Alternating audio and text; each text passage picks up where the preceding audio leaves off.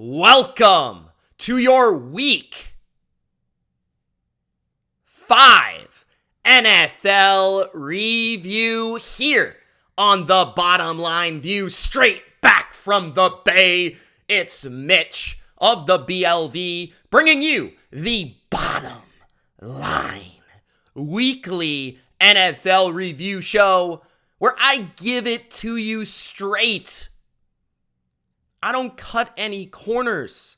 I react, I review, I recap, and I especially rant about the latest week in the NFL. Anything that I want to get off my chest about the NFL this past week. Sunday's action, Monday's action. We dive into the games.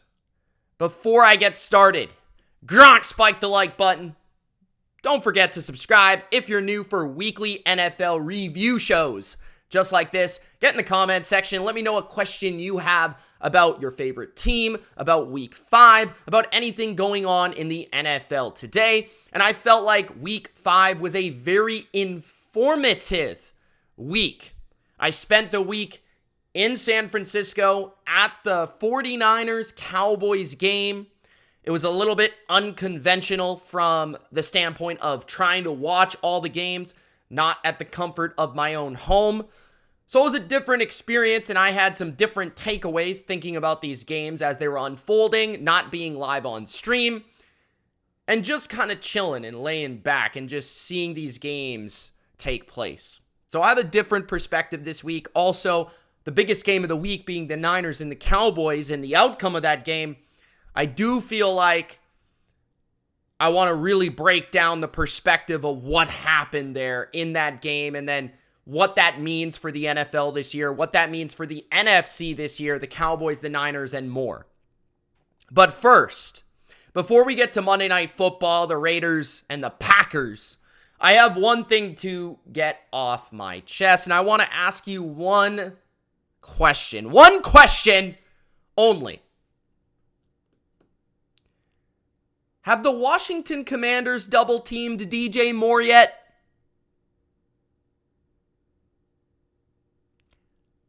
Anyone know? Have the Commanders double-teamed DJ Moore yet? This has to be like my pet peeve number 1 about the NFL and defenses. I don't care what sport it is. Basketball, hockey, baseball. I guess you can't really do it in baseball. You can walk the dude. But it doesn't matter, bro. Field hockey, lacrosse, soccer. It doesn't matter. You have to take the best players out of the game. And a guy that's dominating you, you have to adjust as a coach. Have the Commanders double-team DJ Moore yet? Please let me know in the comment section below. If anyone has any insight, any breaking news on whether or not the Commanders have double-teamed DJ Moore, please hit the hotline in the comment section below at please fire Ron Rivera. Thank you. Okay, so we are fresh into week 5. And we're moving on to week 6. So let's talk about Monday Night Football, which I thought was very informative. Once again, that word. The Raiders hold on, and I felt like they deserved this victory. This was a win that last year the Raiders would have lost, if that makes sense.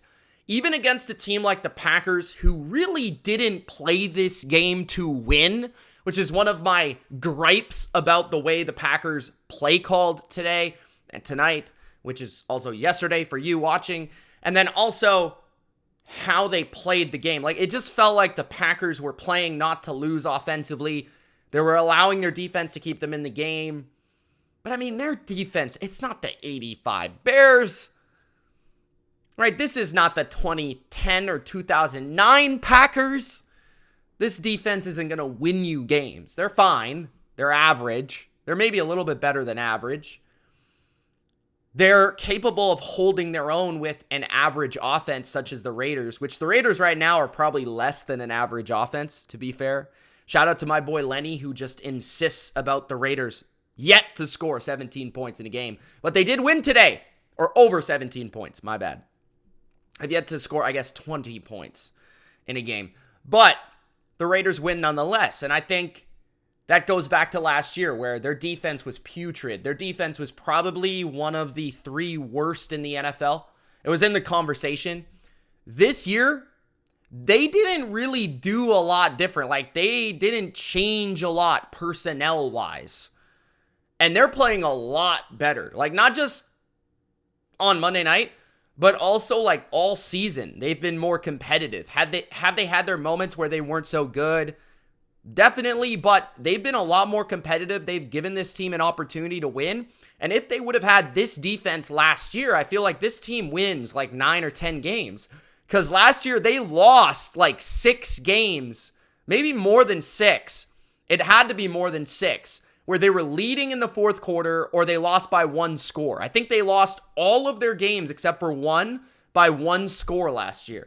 So if they just would have had a little bit better of a defense, just not a putrid defense last year, they probably would have been a playoff team, believe it or not, the Las Vegas Raiders. But tonight, they win the game, and I thought they deserved it. I mean, any game where Carlson, one of the best kickers in football, misses not 1 but 2 kicks, and you still are able to win the game, I think that goes to show that you should have won the game.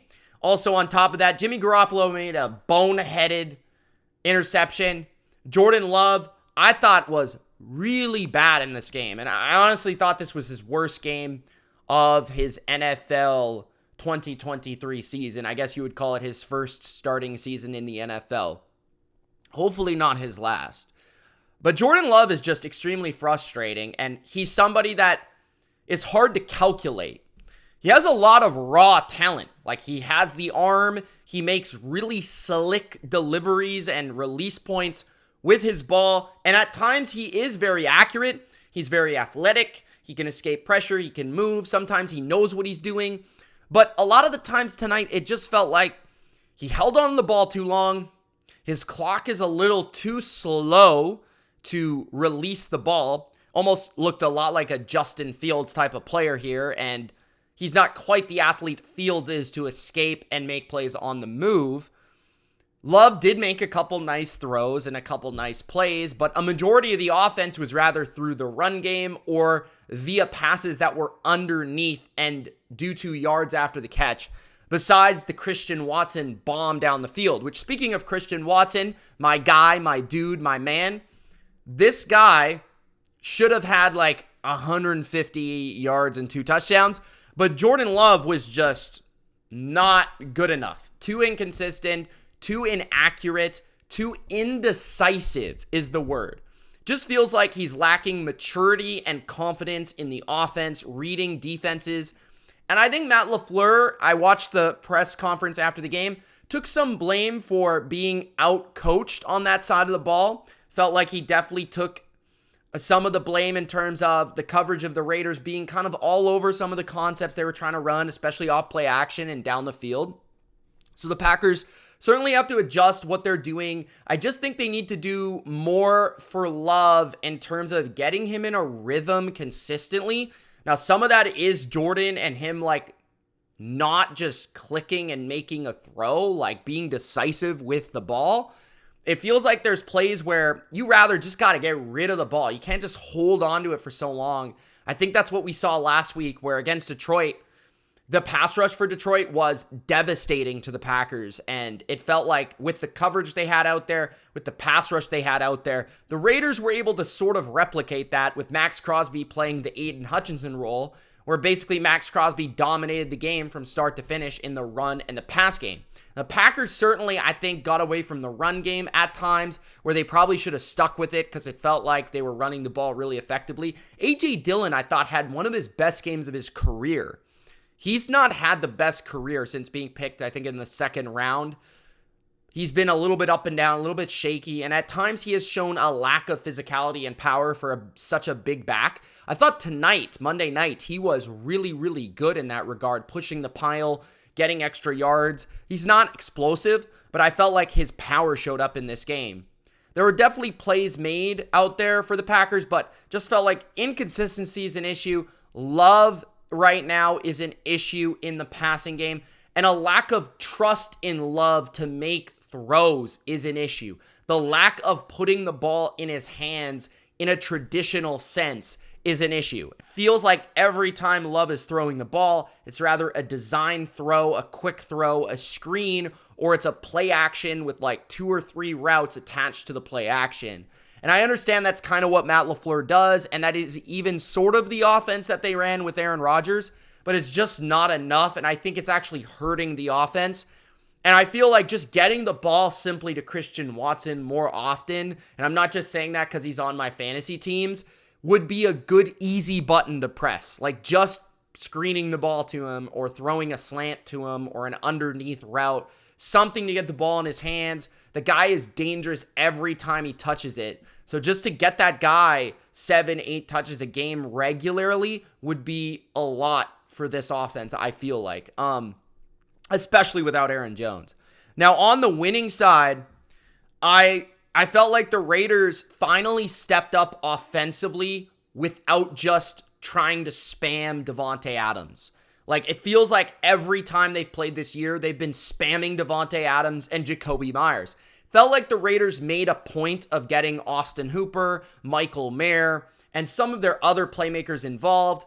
To me, Josh Jacobs still does not look like Josh Jacobs. He looks slow and deliberate. He is not making people miss as regularly as last year. And this run game and run blocking scheme is certainly not what the level was last year. It's just not even close. Now, that being said, I actually felt like Jimmy had a kind of a good game here. He's such a weird quarterback, though, where he'll make a really bad decision and then a really good decision within a couple of plays, and it's a hard quarterback to evaluate. But Jimmy G, I felt like, played pretty well. He was accurate. He was poised under pressure. He did take some sacks. But overall, I felt like Jimmy was the better quarterback here pretty clearly, and that was really the edge I saw in the game. I thought the Packers did a good job of taking away Adams and forcing the ball to go elsewhere, which is kind of a rarity for a Packer defense. But overall, I felt like the Raiders kind of knew they were going to do that and adjusted accordingly. Overall, though, the Raiders need to find a way to score more points because this is a team that has been playing way better on the defensive side of the ball than expected and a lot worse on the offensive side of the ball for my expectation. They, coming up, have a really easy and winnable schedule. They play the worst team in football in my New England Patriots. They play the Giants. They play some really bad teams. The Bears, some really winnable games. They've still got the Broncos down the line. So this is a team that, honestly, if they could score about 24 to 27 a week, which should be doable given what this team has been on offense last year, the personnel they have. Like, it feels like they should be able to score 24 most days, and they just haven't been able to get over 20. It's actually kind of crazy, but if they could figure out their offense down this stretch here against bad defenses, they're going to be able to, I think, make some noise and actually push for a potential wild card spot. Maybe that's exaggerating. I didn't think this was a super impressive performance. But again, this was just a game that they didn't win last year that they actually won this year. So I feel good about that for Josh McDaniels, a guy I'm always rooting for.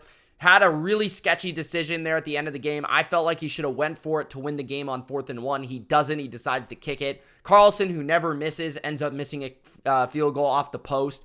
Gives Jordan Love and the Packers another opportunity. Love forces the ball to Christian Watson where he was open initially, and then he kind of sees it late, tries to chuck it up, and by that time, the corner is in perfect position for an interception. Love is growing. I think I need to adjust my rating on the Packers. I'm going to move them down in my power rankings. I really had hope for this team. I see potential in the roster and the team, and I like Matt LaFleur, but it just feels like the offense needs to figure this thing out. Maybe down the road, later in this season, they're going to get better, trend towards winning. But right now, Love is too inconsistent, and there's a lack of trust in their passing game for me to really trust them moving forward. So those are my overall thoughts on Monday Night Football. Thought it was a very interesting game. Now, I want to move to Sunday night. Man, I knew immediately, as soon as I stepped foot within,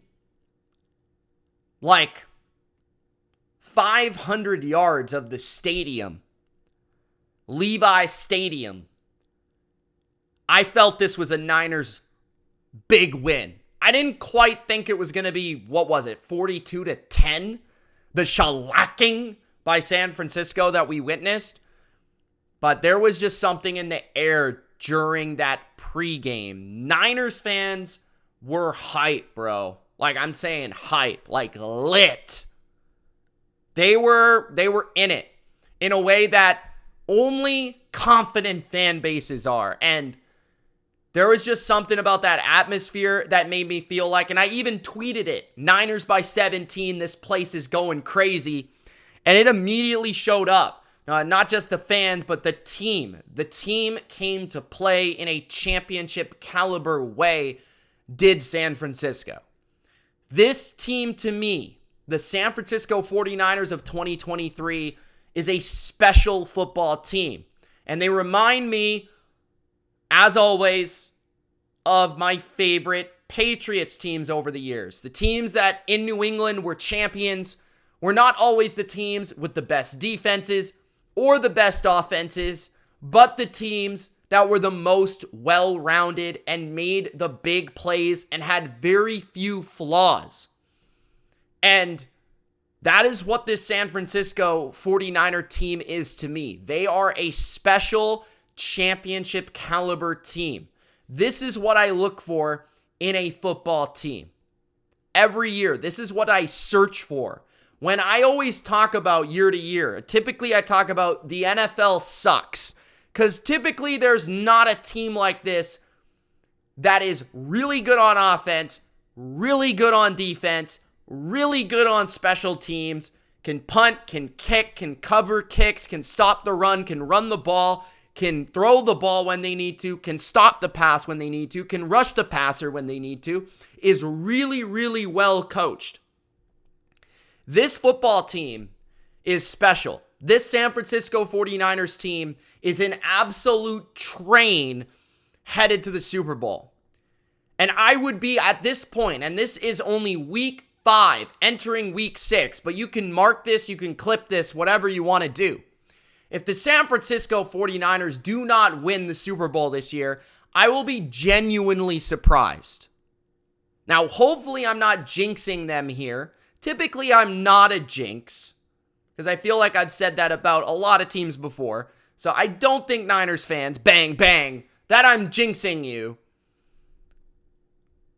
The Niners are special, and they have a special guy right now at quarterback. And I don't think enough people are really honing in on what makes Brock Purdy right now. I think a lot of people are simply saying, yeah, the kid's playing well, he's throwing accurate passes, he's staying on time. A lot of physical traits. A lot of things like he makes the right decision, blah, blah, blah, blah, blah. Like a lot of football-y, nerdy things. That's what I often hear about Brock Purdy. He executes the offense. He does what Shanahan wants to do.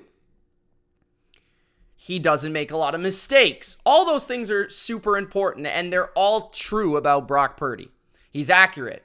He's a little bit deceptively athletic. He can move. He can actually buy time away from pressure, which is really, I think, a key part of what makes him so much better than Jimmy Garoppolo for this team. He can make the ad-lib play. He can extend the play in a way that Jimmy never could. He can do a little bit. I think this is actually just came to me, a great reference. He can do a little bit of what Matt Ryan could do in like 2016 with the Falcons with Kyle Shanahan, where there's times where you'd watch Matt Ryan and he could step around in the pocket, step up in the pocket, step away from pressure, make a throw downfield. That's something Brock Purdy can do right now. Doesn't have the arm that a lot of the elite guys have, but he has good touch, good understanding, and I think really good. Right now, him and Tua, to me, the way that they're able to snap the ball, see where to throw it, get rid of it on time, is up there with the best in football. Mahomes is also excellent at that. But to me, like, the thing that makes Brock Purdy really, really awesome, and I think is going to make him a really great quarterback for this franchise for a number of years, is his poise. his poise.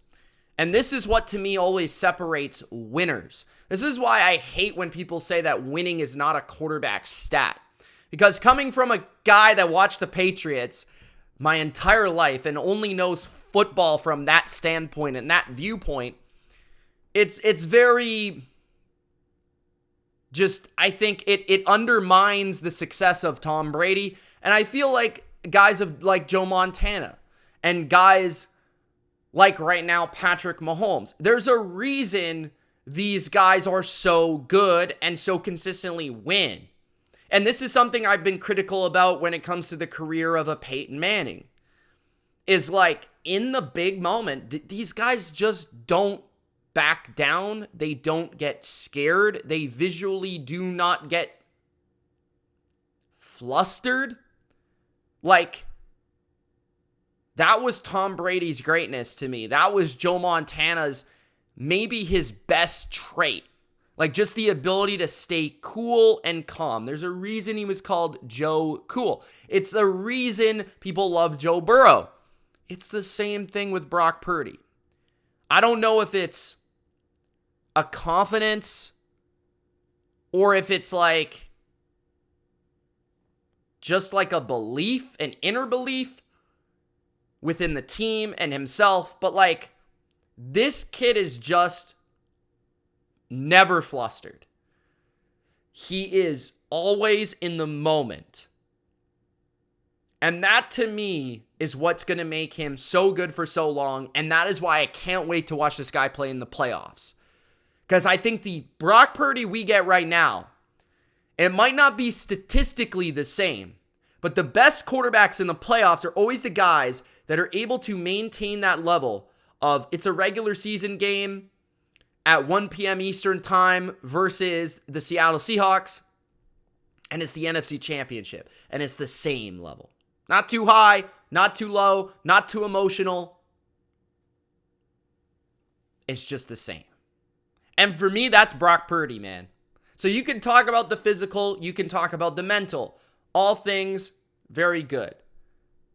But the trait that I think, and this is what I brought up in my Kyle Shanahan is the best coach in the NFL video last year, was he hasn't had a quarterback with this clutch gene. People always wonder, why did Kyle have a losing record for so long? Why did Kyle never win the big one? Why did he blow so many leads?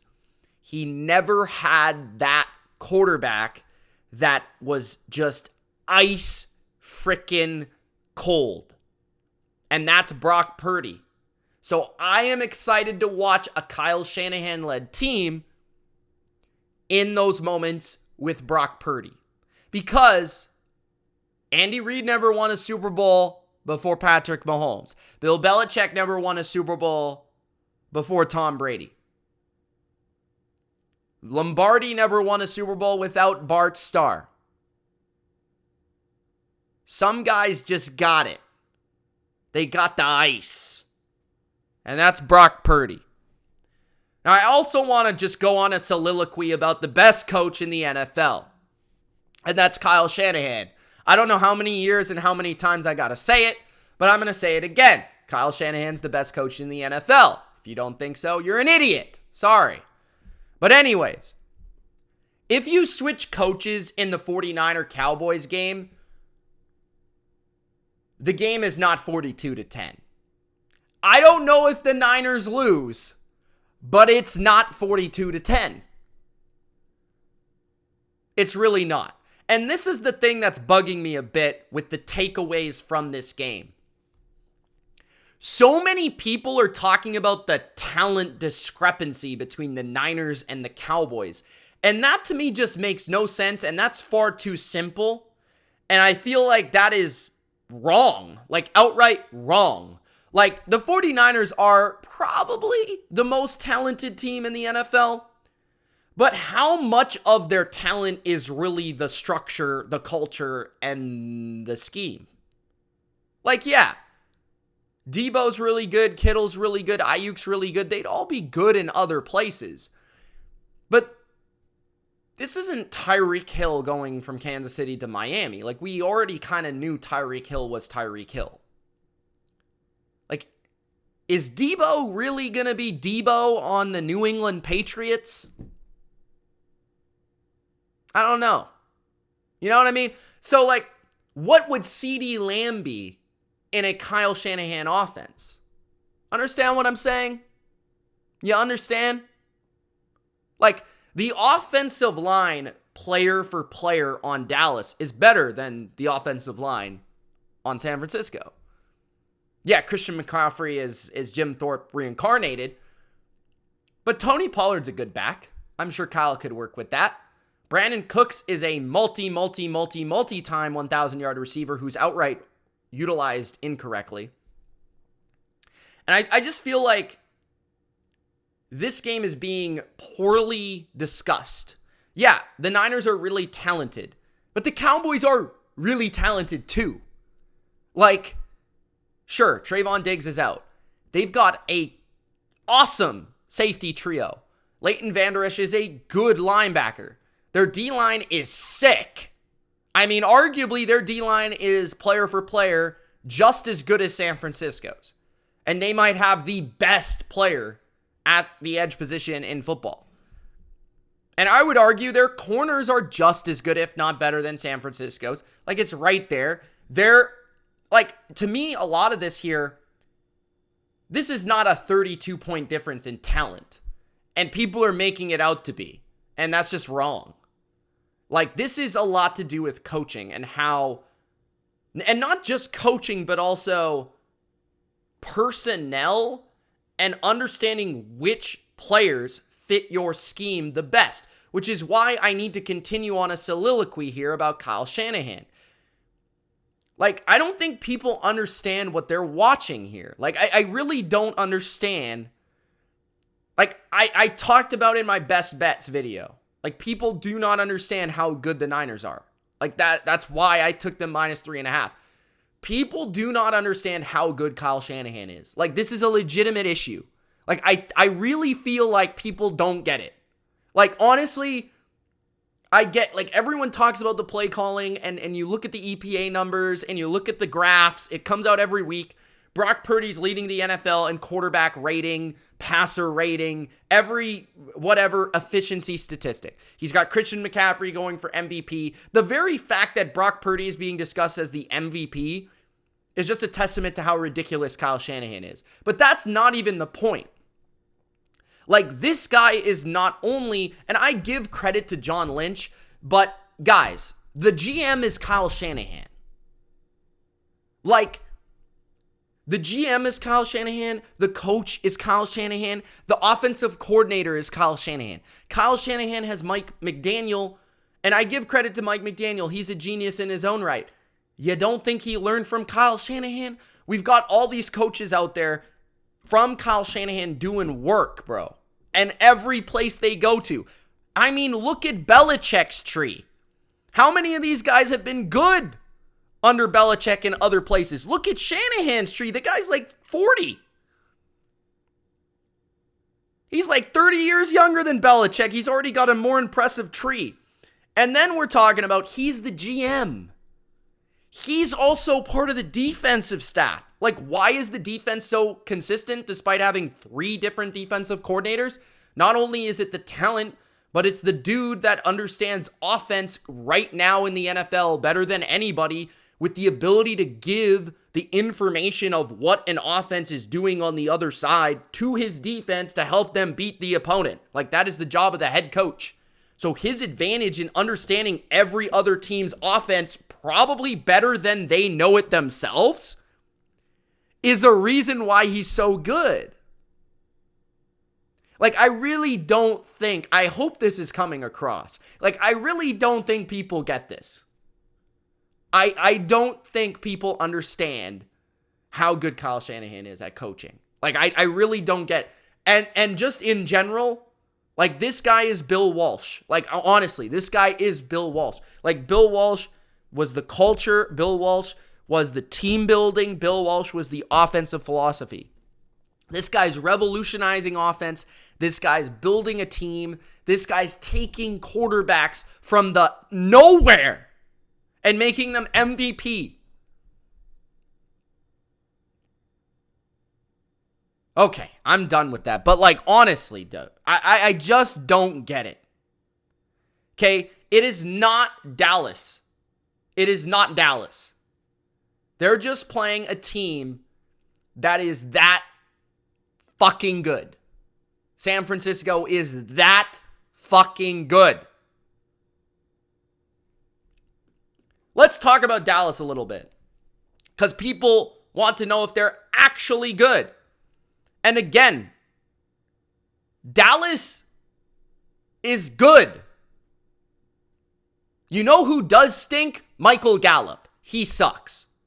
I don't know why he plays so much, to be honest. I'd rather have Turpin or Tolbert out there a little bit more than Michael Gallup. I mean, that guy absolutely stinks. Could not separate from 2011 Julian Edelman playing Nickelback. But, I mean, the Cowboys are fine.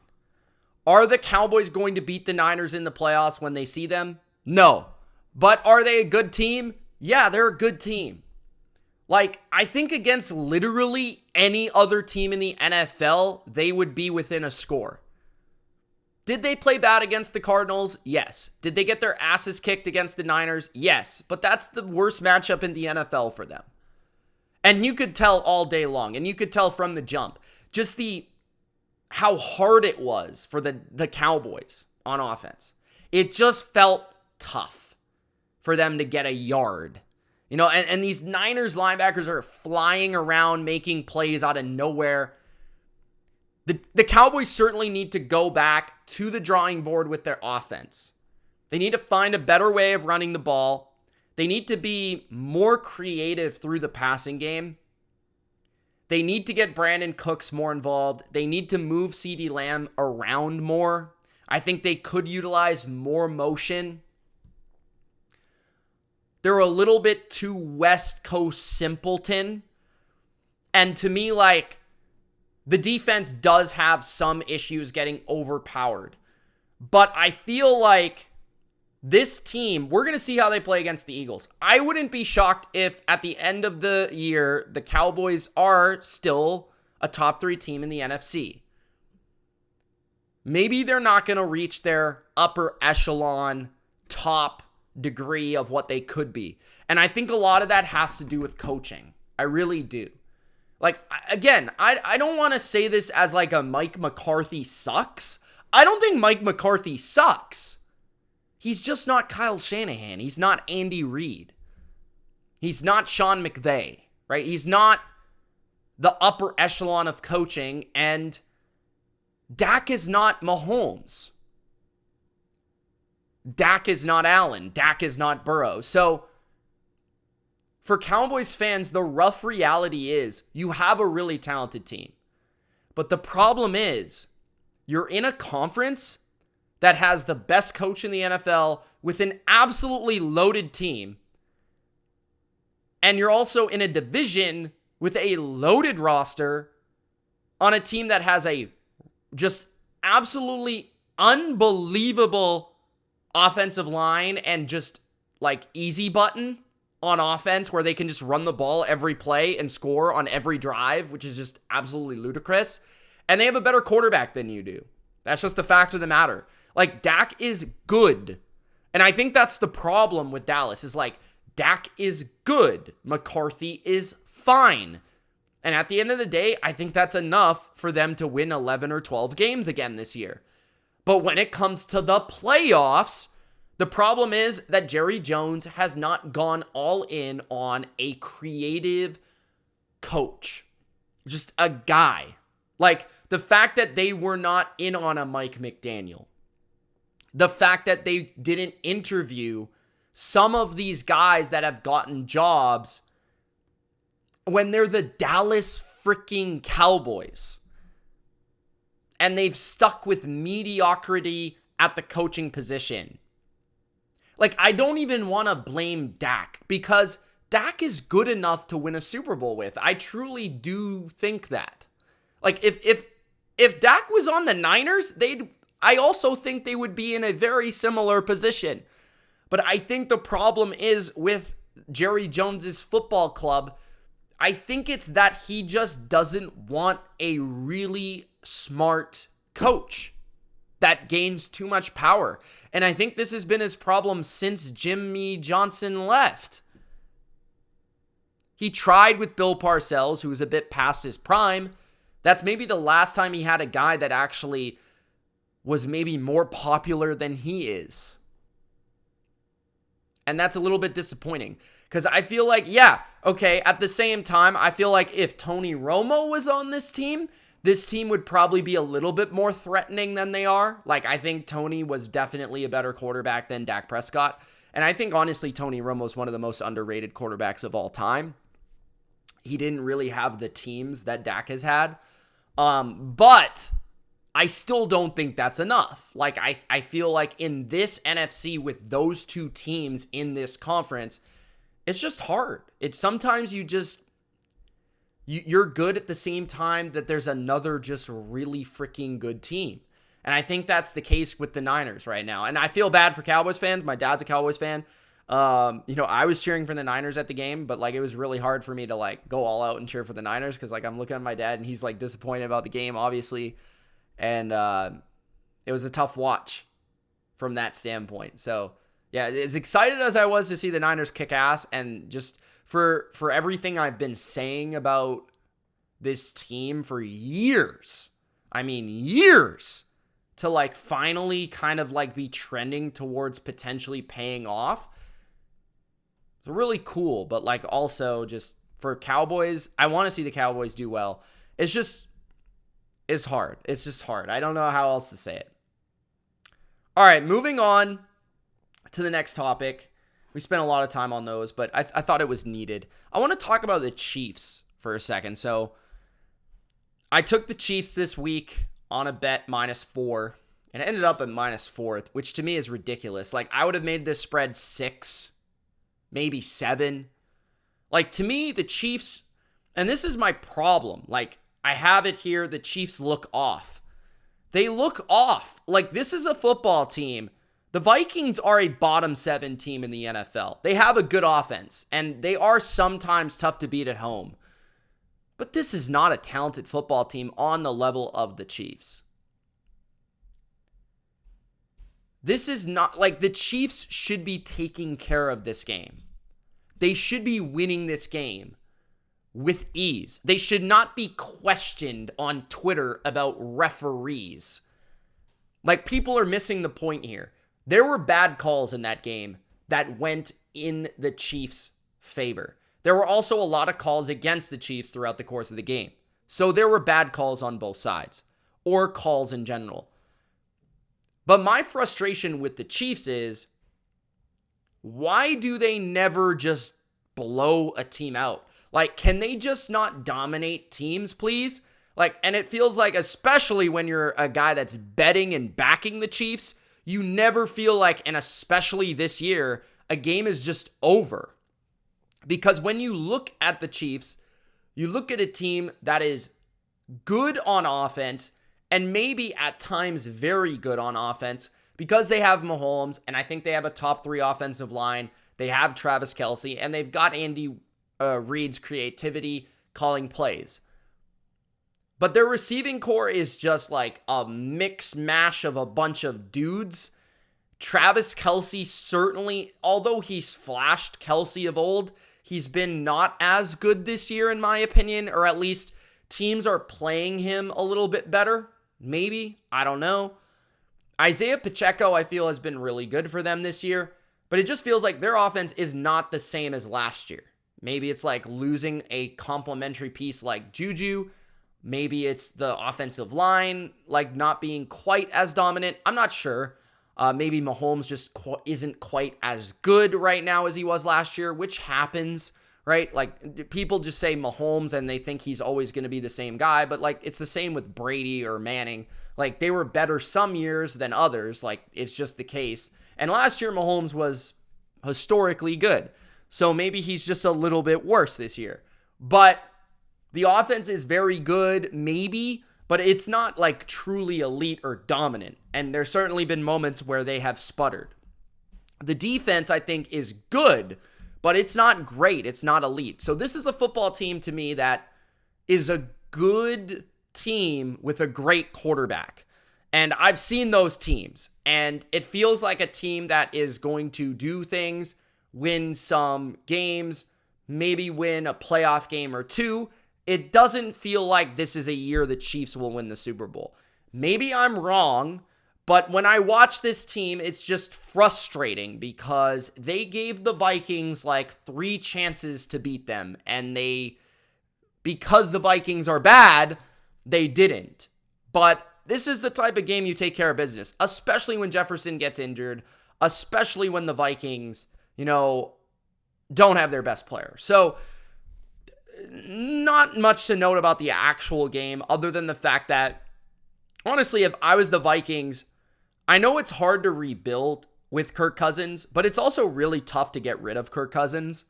Like, Kirk Cousins is a damn good football player. Like, I think he's a good quarterback. If I was a team that I felt like was a little bit away from a Super Bowl, I'd be in on Kirk Cousins. And I think he's honestly like at his peak right now. Like, I think he's playing as good as he's ever played. Like, I don't know how you guys feel about that, but I feel like Kirk Cousins is playing as good as he's ever played, where his mental and his physical are like at that crossroads, where he's probably like a year or two away from falling off in a dramatic way, but he's also just at the apex of his game. So next year might be the year for a team to take a look at Cousins to really go in, but it feels like it's going to be hard to move on from him because he's a good player. The Vikings have a really good offense. I'd like to see more out of their run game moving forward. Their defense, I give a lot of credit to Brian Flores. I think they're a lot better coached than last year. It feels like every game they're in the right spots. They don't give up a lot of big back-breaking plays. They do tend to make some plays. They sacked Mahomes a couple times. They got a couple stops. The refs certainly help Mahomes out like they do every week. But it feels like the Vikings defensively just don't have the talent. Like, they're there. They're like almost gonna win, and they can't. So that's kind of my takeaways from the Vikings and the Chiefs. Moving to another big AFC discussion, we've got the Jags and the Bills.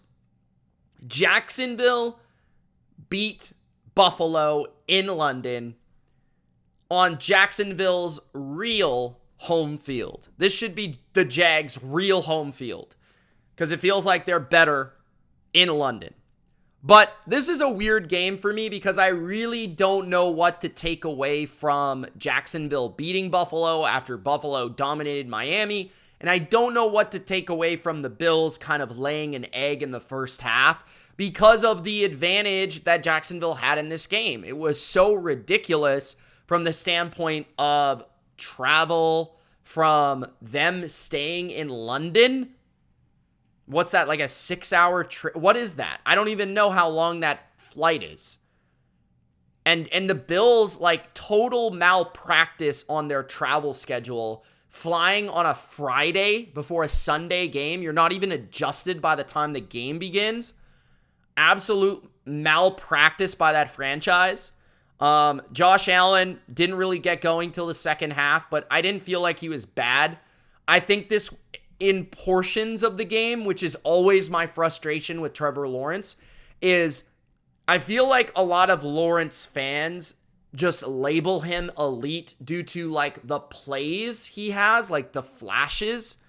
And there are a lot of splash and flash in this game from Trevor Lawrence, especially early. He makes a lot of big time throws. He makes some nice plays in the pocket, some real like bullets, some dots, right? And later in the game, he makes some nice throws where Calvin Ridley is just being a dude for him to get open on third down and converting and moving the chains, which is a note that I want to make here. Calvin Ridley being that guy makes the Jags just a little bit better this year than last year in those big games. You need a guy to go to on third down to move the chains. Every great team needs that guy. Calvin Ridley can be that guy. And then on top of that, Christian Kirk at times, Travis Etienne being explosive as a running back, Evan Ingram at times can do some things in moments where Ridley is being doubled. When Jacksonville can force Ridley, to be that alpha, he's making plays. Teams got to adjust. Now these other guys can start to make plays. So that's what I want to see from Jacksonville. But here's the thing with Trevor Lawrence. He's just, for me to call him elite and label him elite, he needs to be more of a cohesive whole consistently. He fumbles the ball multiple times in this game. Some of it is his fault, some of it's not. But it just feels like it's incomplete with him all the time.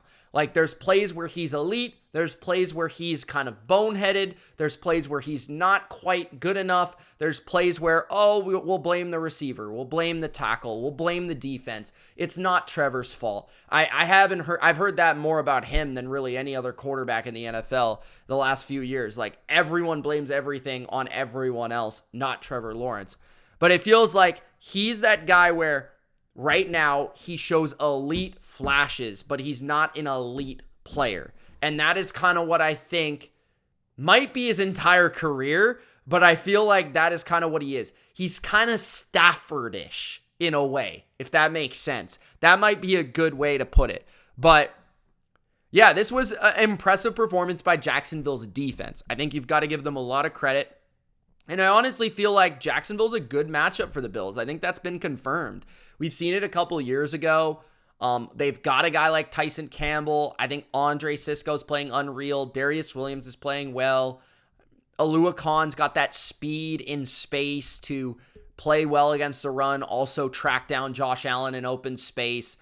They're not really outgunned on the perimeter. The Bills, the run game isn't really existing against Jacksonville the way they stop the run. And then Josh Allen just always has a day. So for me, like, Jacksonville is a good matchup for Buffalo. I think they'd welcome that matchup in the playoffs no matter where the game is this year. So Jacksonville, really nice win, really nice, but also tough to understand what it means because of the spot, because of the location. And then the last thing I want to say is, man, Buffalo, just killer game from the standpoint of this might have absolutely thrown their Super Bowl chances down the tubes. Matt Milano being injured for the season is an absolute killer. And not only that, Daquan Jones getting injured. Matt Milano is a top 3 linebacker in the NFL, in my opinion. Him getting hurt is a crusher, especially for a defense that is built around linebacker versatility, linebacker speed, linebacker coverage ability, and then their front seven, really. And that's always been McDermott's thing. You look at what he did in Carolina with Luke Kuechly and Thomas Davis. He tried to build that with Edmonds and Matt Milano, and Matt Milano has turned into a Kuechly-esque player. I'm not saying he's Luke Kuechly, but he does so much for this team. To replace that is a backbreaker when that could be the difference between going to the Super Bowl and losing an AFC divisional game. So for me, that's my stance right now. 1 week after we were so pumped about the Bills as the best team in the AFC, we have to take a step back, not because of the loss to Jacksonville. I want to make that clear because of the spot and the weirdness of it, but because of the injuries. That injury is so bad. Tre'Davious White, Matt Milano especially, is an absolute killer. All right, continuing. Quickly on the Colts and Tennessee. No Richardson, no problem, Minshew mania, baby.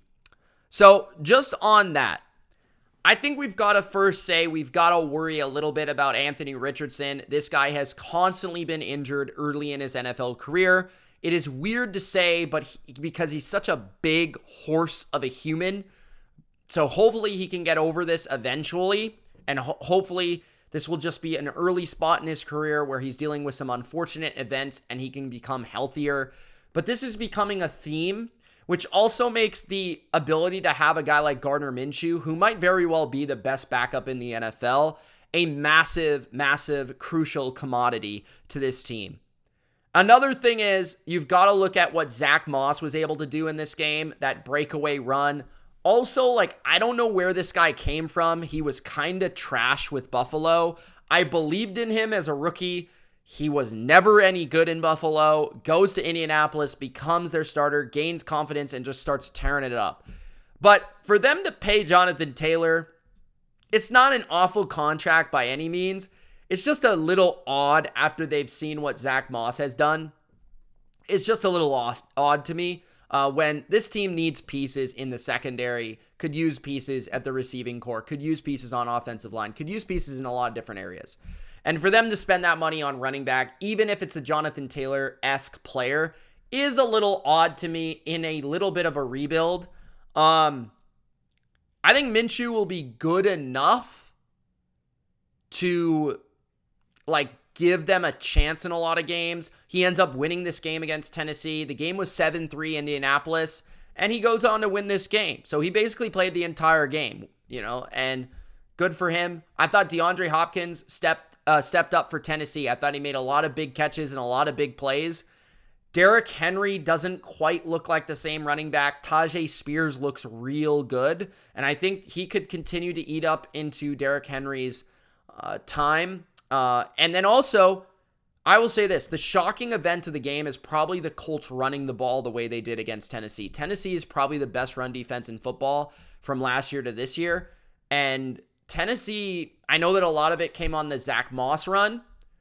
Not as good as usual against the run. That was an area where I felt like they'd shut that down and make it more interesting from that standpoint. Now, Indianapolis was my pick to win the game. But this could have gone either way. I thought Tannehill was all right in this game. I just think the Titans are like a team that's going to play a lot of teams close, but they just don't have all the talent to make things happen in the moments, the clutch moments. And they can really win or lose to anybody. Shout out to Nick Folk, who's made 66 straight kicks within 40 yards. Meanwhile, the Patriots kicker, who they drafted this year and let go of Nick Folk for, can't make a kick. So, congratulations to Nick Folk. Next up, I want to talk about this. The AFC.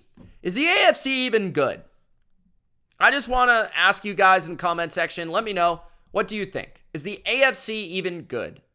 Think about it for a second. The Bengals have been pretty disappointing this year. Miami lost to Buffalo. Buffalo lost to Jacksonville.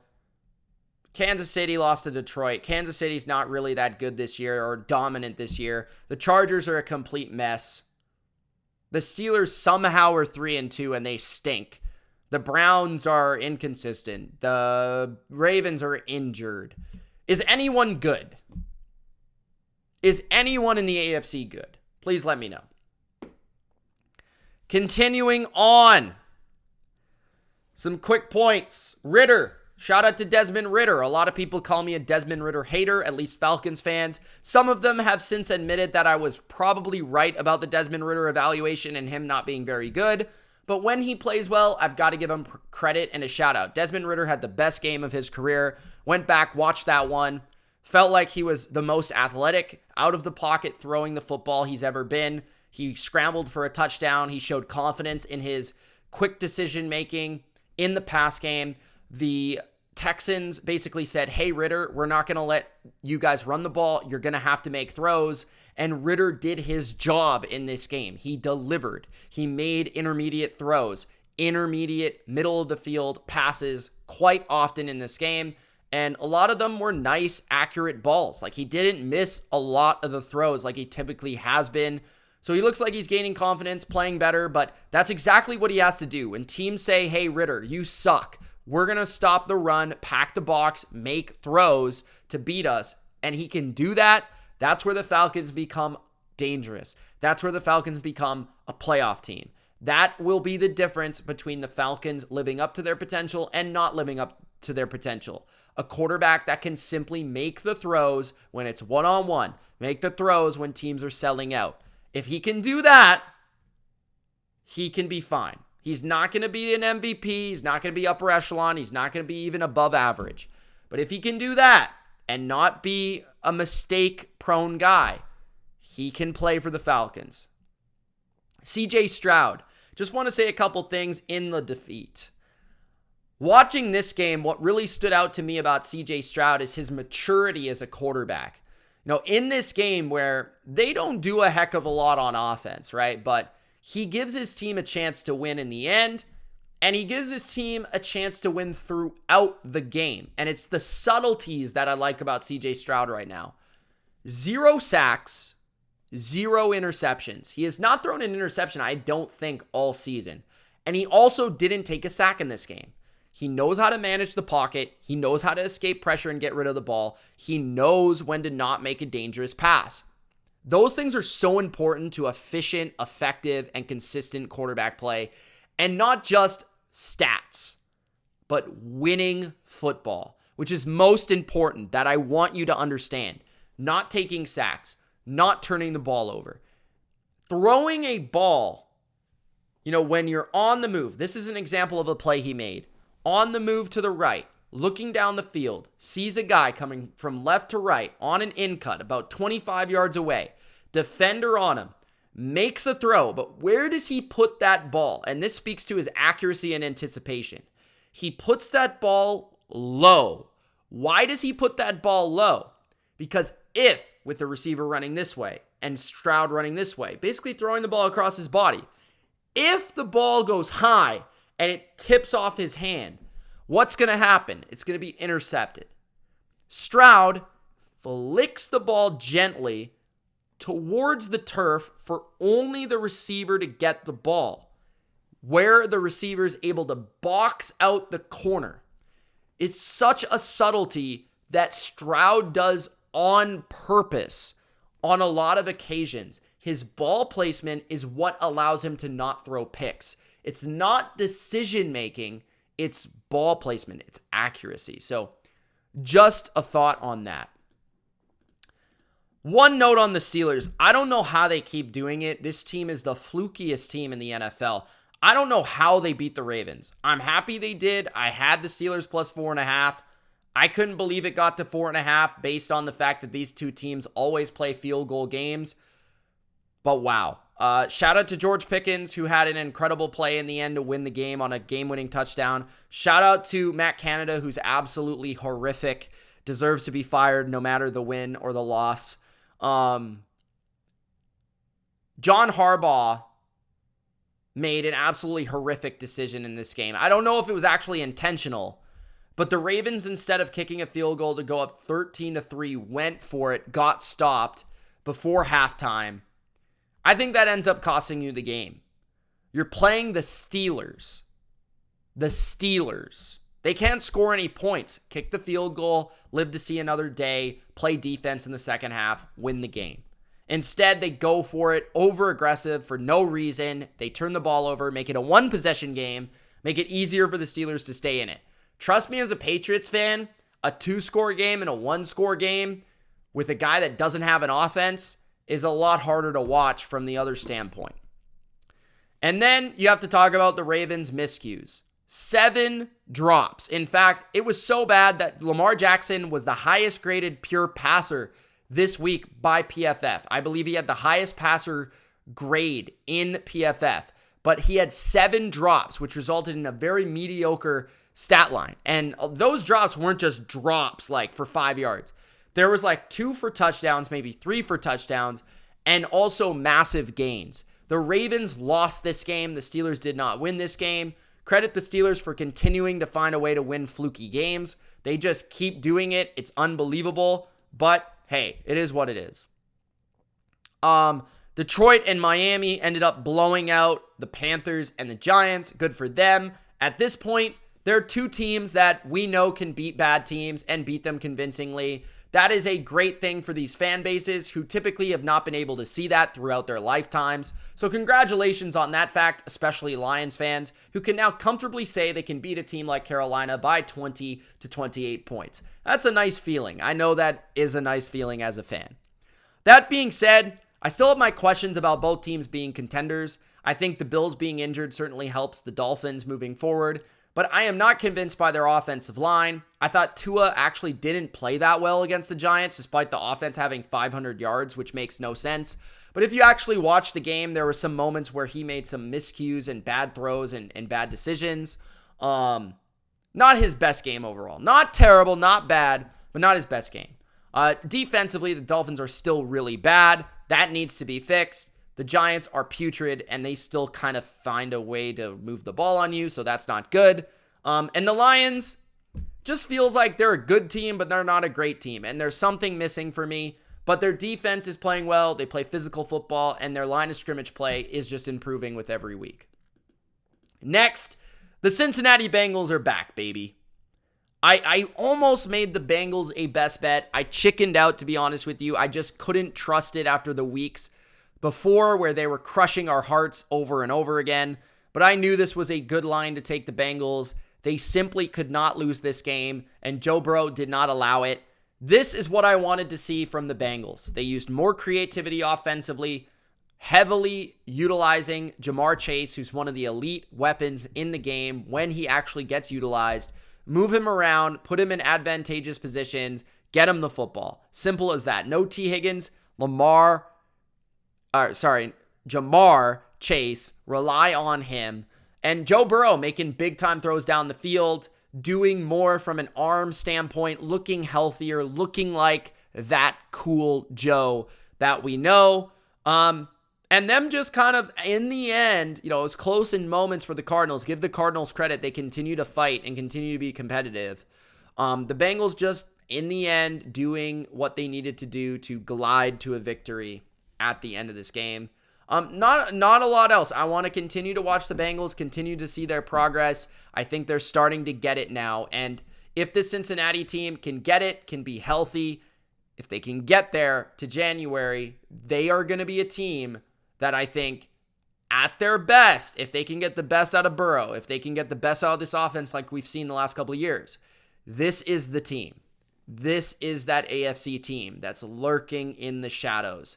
But they've got to protect Burrow better. Burrow's got to get healthy, and they've got to continue to find ways to be creative and add layers to their offense. Defense will get figured out in the playoffs. They will be solid enough to win. It's going to come down to Burrow, the highest paid quarterback in football. Can he get his team to where they want to go? The Eagles, just a quick shout out to Eagles fans out there. Your most complete, most convincing victory over the Los Angeles Rams to a feat of 28 first downs to 17, 11 more than the Rams. 13 for 18 on third down, which is absolutely insane. 159 rushing yards, which was 100 more than your opponent. 285 passing yards, which was 295, which was exactly 100 yards more than your opponent. 454 yards, which was 200 more than your opponent. And 4 sacks, which was 3 more sacks than your opponent. Only 1 punt in the game, 37 minutes of possession. This is how the Eagles want to play. Limit their defense being on the field, long, physical possessions. Dallas Goedert got heavily involved, 8 catches, 117 yards, and a touchdown. I think that's more productive than he's had all seasons. I think he caught 8 catches before this game and caught 8 catches in this game. So congratulations, you found a way to get the ball to a really talented tight end finally. But yeah, most complete, best game by the Eagles. They don't want their defense out there too long. They want them to be able to tee off with their defensive line. If they play this way, they'll dominate a lot of teams. When it comes to the Rams, this is just kind of what I expected. I think they're a fine team. They've got a good quarterback. They've got a good coach. They've got weapons now for sure. But it just feels like they just are missing a lot physically. They just can't play with a team as good as the Eagles. Or as talented as the Eagles, more importantly.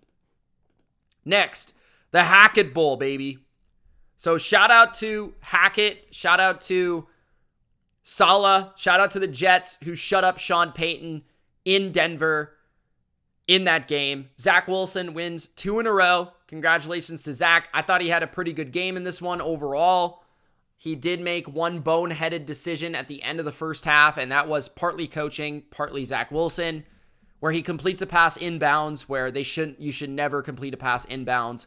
No timeouts left, about 15, I think it was 11 maybe seconds left.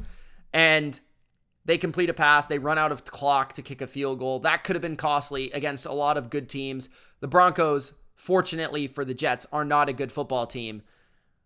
I felt like Russ had moments, but also coughed up the ball in crucial situations. Jets secure the game with a fumble 6. The Jets defense early wasn't great, but then they figured it out late with pressure, sacks, forced fumbles, and big turnovers. And I got to give Hackett credit for running the football, sticking with the run, Breece Hall being the MVP of this game for the New York Jets. Unfortunately, Elijah Vera-Tucker will be out, which is going to only hurt a really bad offensive line even more than it already is. But hey, good for Zach Wilson winning some football games. Broncos are toast. They're terrible. They need to move forward. They need to change things up. I don't know what they're going to do, man. They need a lot of help, and I think they should be sellers at the deadline. Jerry Jeudy should be out of there. They should be getting some of these players on last year's of contracts out of there to get some help in the draft to rebuild this team the way Sean Payton wants it, because Payton is sticking around whether you like it or not. Jets, I think, are not going to be a playoff team this year. Too much to overcome with the quarterback, too much to overcome with the offensive line. But when they play like that, they run the ball, they play defense, they can stick around and play with anybody. The final topic, as always, is the New England Patriots. And guys, I don't even really know where to start. I don't know where I'm going to finish. I don't know where I'm going to go with the New England Patriots. This is by far the worst Patriots team I've ever seen in my life. I have never been a fan that has been negative. I have never been a Patriots fan. I've had very little reason to not have belief in my Patriots. They've won, and they've won more. The coaching has always been seemingly very good. The quarterback play has mostly been excellent. And the overall culture, decision-making has been brilliant. The New England Patriots are a putrid, downright disgraceful, pathetic football team in the NFL right now. They are pathetic. That game against the Saints was one of the worst displays of football I've ever seen in my life. It was the equivalent of a high school team playing an NFL team. It was that bad. They could not run the ball. They could not pass the ball. They could not protect. They could not run block. They could not rush the passer. They could not cover. They could not stop the run. It was pathetic. They were terrible on special teams. They missed field goals. It was bad, man. And the Saints, the thing that was so bad about it, the Patriots were so bad, they made the Saints look really good. And the Saints didn't even play well. Like, the Saints defense, give them credit, they played to what they needed to do. They man-covered our receivers. They pressed them. They were all up in their grill. They got pressure consistently on Mac Jones. They forced mistakes. And they stopped the run. Clear game plan that everybody's been using for the last 2 to 3 years against the Patriots, because they have the slowest receiving core in human history. They have a quarterback that really can't overcome the deficiencies around him. And really very few can. I mean, this situation, like, I'm glad this almost happened, because I felt like last week a lot of people were saying it was all Mac Jones. And he had a bad game. And I came on here and I said, this is more than Mac Jones. This is Bill Belichick. I think we see this as more than Mac Jones. Like, this is the worst offensive line in football. This is the worst pass game in football. This is the worst run game in football. They have no explosiveness. They have zero negative speed. They have no separation capabilities. Devontae Parker might be the worst receiver in the NFL. And Juju Smith-Schuster might be the second worst receiver in the NFL. Lowe, their right tackle, is the worst right tackle in the NFL, statistically speaking. Zeke is old. Stevenson looks like a shell of himself. The defense is not nearly as good without Judon or Gonzalez. I feel for them. I really do. It was nice to see J.C. Jackson back out there. Jonathan Jones healthy. Love that. Their defense is still competitive. But this is a team that stinks. They put money into the special teams. They can't kick the fucking ball. I mean, it's unbelievable. They get rid of Nick Folk, who's been literally the best player on their fucking team since 2020, and they get rid of him. He's made 66 kicks in a row within 40 yards. You get rid of him to draft a fucking kicker when you could use it on a right tackle or a fucking receiver. This team is pathetic. I have never been this negative about any of my teams, ever. The Patriots are downright disgraceful. They are pathetic. They are putrid. I don't know how many times I can say this. You can talk about Mac Jones. You can talk about whatever you want, bro. This team can't do anything well. They are not even well, not even like mid. This team can't even do anything mid. Bro, this team fucking blows. I mean, it's unbelievable. This team last week. Guys, seriously, if you did not watch this game as an outside viewer and a non-Patriots fan, watch this game. This is the worst performance I've ever seen from an NFL fucking team. I am not exaggerating. Watch the game. It's unbelievable. There has to be an issue with this locker room. There has to be a problem. This does not happen. I mean, this team doesn't have talent on offense, but this is downright ridiculous. Like, this is to the point where there seems to be an effort issue. There seems to be a heart issue. I don't know if it's a lack of playing for Belichick. It's a lack of playing for Mac. If it's a lack of belief in what they're doing. It's so bad. There's really nothing I can say. And honestly, this was one of the first times I've ever watched a Patriots game completely numb to what was happening. Like, this was not me during the game. I was not swearing at the TV. I was not even mad. I just kind of knew it was going to happen. I just kind of watched it and sat back and was like, that's this team, like I've accepted what they are, which is a poorly coached, and I want to say that again for 3 times in a row, poorly coached,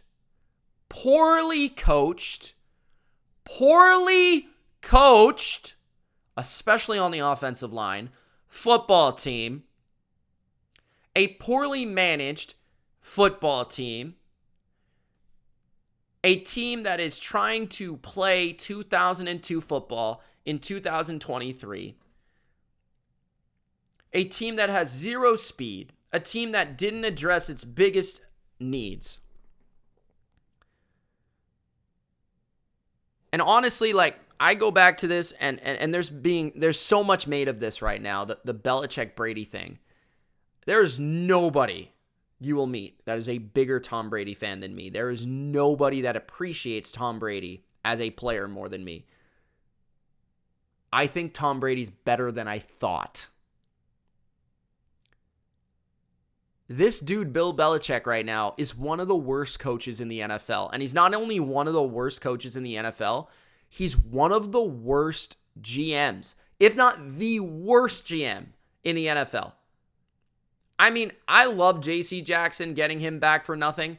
How in the fuck do you go out and get J.C. Jackson after Christian Gonzalez gets hurt? But you have witnessed this offense for 3 fucking years, and you have not gotten a receiver. Since 2019, how many years is that? 19, 20, 21, 22, 23. We have not had a fucking receiver. How unbelievable is that? They have not even gone out since N'Keal Harry and addressed with any high capital this receiver position. Tyquan Thornton doesn't count as second-round pick. I'm not counting that, especially with Belichick, because he can't draft for shit. This is the guy that picked N'Keal Harry over Deebo Samuel, DK Metcalf, and A.J. Brown. Are you kidding me? You could have literally just thrown a dart at a fucking dartboard and gotten a better receiver than that. And this is the thing, like, you guys can go back and look at all of my Patriots content. I have been extremely consistent. Do I have love for Belichick? Yes. Do I think he's one of the greatest coaches of all time, despite this ridiculous lack of a resume without Tom Brady? I still think yes, because I don't think that any team can have that longevity, even with the greatest player by far of all time. It's no longer a debate. Please fucking shut up. By far, okay? Tom Brady's the greatest player by far of all time. Even though Belichick will probably never say it. I don't think he's ever actually said that. But, and there's so many years, like, this is so frustrating. There were so many years where things would come out where the Patriots think they could be a 10-win team or a good team without Tom Brady. I don't know how many times I saw that over the years. Like when Tom Brady's like the best player in the league, and you're reading on Twitter in 2016 when he's throwing to a fucking lacrosse player and a 7th round quarterback out of college in the Super Bowl, down 28-3 with a 4.8 speed running back catching 17 passes, and the worst Bennett brother as his number 3 target. And you've got this guy throwing for 500 yards. I mean, that is unbelievable. Think about this for a second. The guy had a receiver with no knees who retired a year after, Malcolm Mitchell. He had a lax player, Chris Hogan. He had Julian Edelman, who I love Julian Edelman. But that was their number 1 receiver, a quarterback out of college, because they could never pick a receiver in the 1st round, the 2nd round, the 3rd round that was any good. They couldn't even sign anyone that was any good. The best signing they made was like Danny Amendola, and he was mid. And I love Danny Amendola. He was clutch.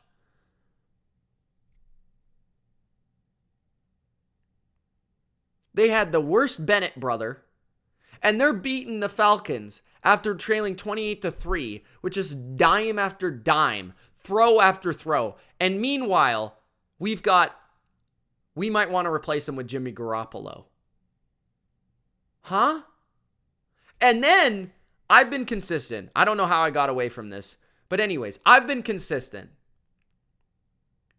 I've been saying since 2019 it's not been the quarterback's fault. So, you guys might think I love Mac. And yeah, I do. I do have bias when it comes to Mac because I was extremely high on Mac coming out of college.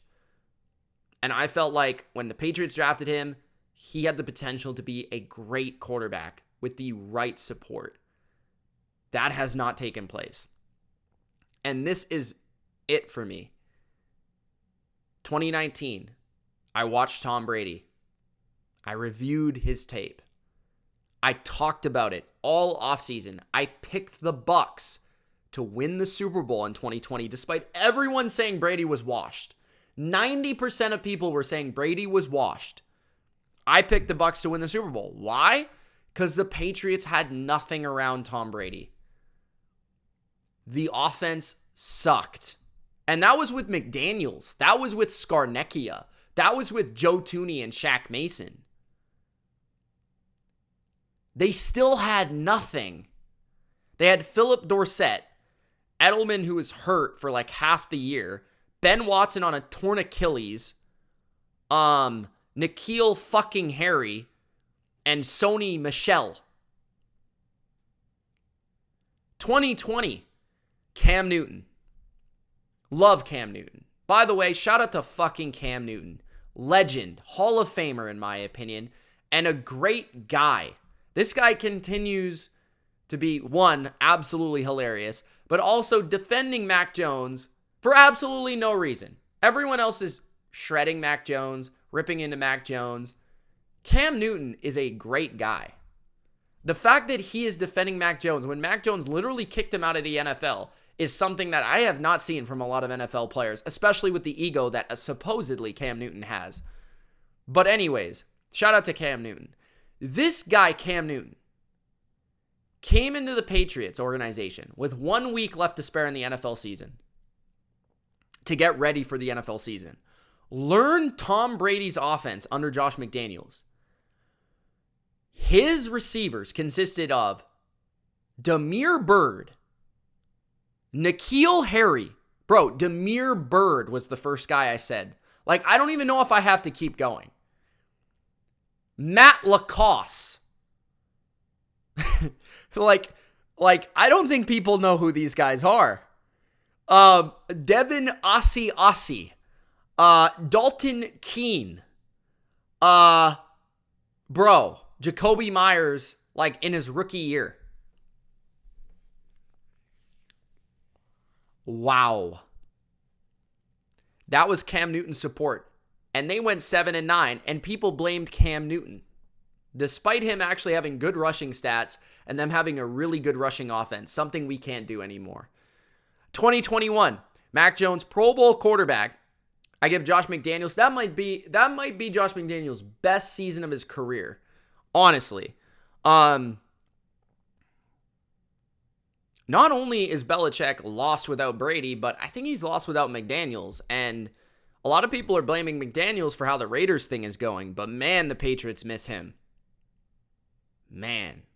But wow. Like, Mac Jones, Pro Bowl quarterback as an alternate with basically the same receiving core he has now.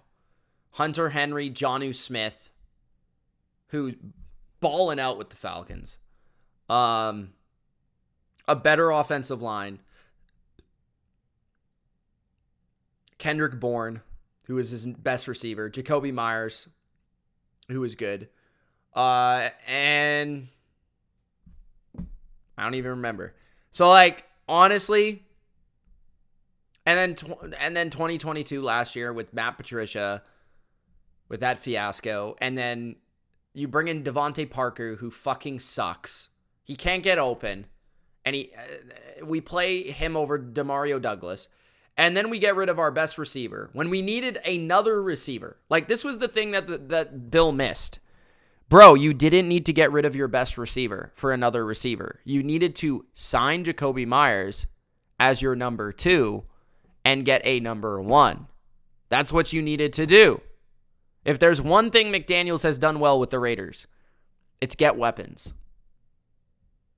He understood that Jacoby Myers would be a great 2 to Devontae Adams. Jacoby Myers and Juju literally had the same contract. So we got rid of that guy for a guy with no knees as our number 1 receiver. Unbelievable. And that doesn't even go into we can't draft offense. Unbelievable. This team fucking sucks. That's all I got to say. Thank you guys for watching. Gronk, spike the like button. Subscribe for more. It's Mitch. We'll see you soon for the next video. Power rankings coming out. I don't know how low the Patriots are going to be, but it's going to be fun to watch. Peace.